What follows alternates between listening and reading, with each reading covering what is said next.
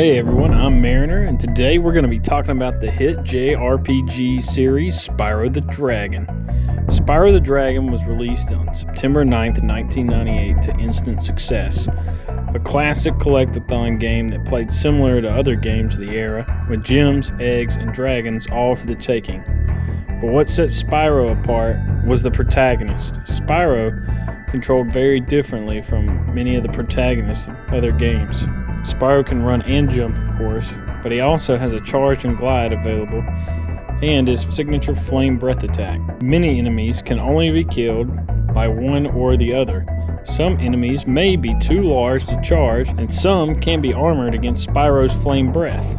The world of Spyro the Dragon is split up between 6 total hub worlds, each containing 3 levels, 1 flight level, and a world boss, except for the final hub, which contains just 2 worlds, the final boss of the game, and a bonus level if you've collected all the gems and dragons up to this point.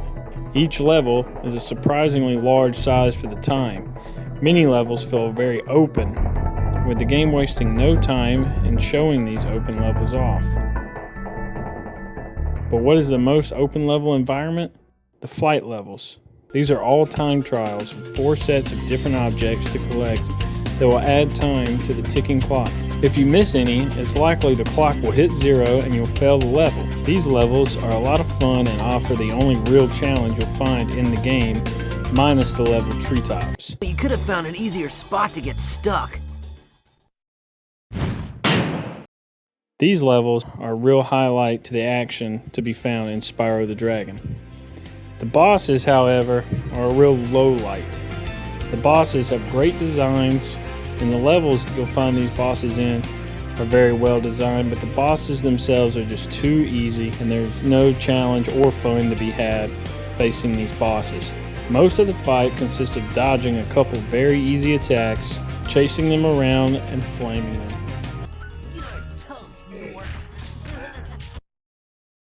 The look of the game is great. The colors here are gorgeous, and the enemies' designs and the settings here are excellent. Unique and varied enemies are everywhere you turn. The art design is very whimsical and does a great job selling the magic.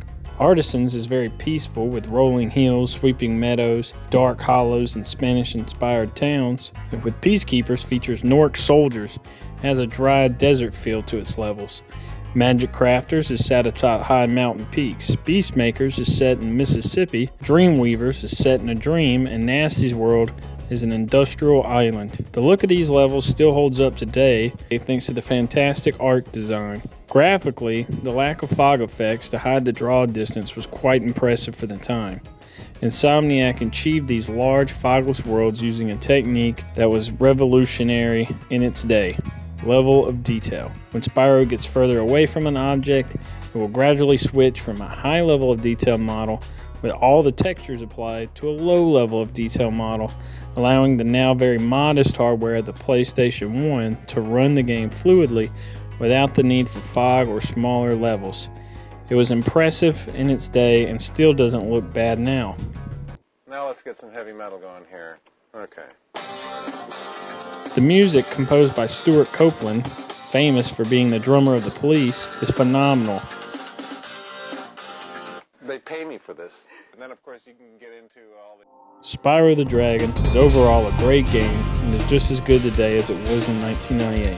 Spyro is more than worthy of a playthrough or several. Spyro the Dragon gets 10 gems out of 10. Thanks for watching, and don't forget to like, comment, and subscribe to Mariner for more of these flash reviews.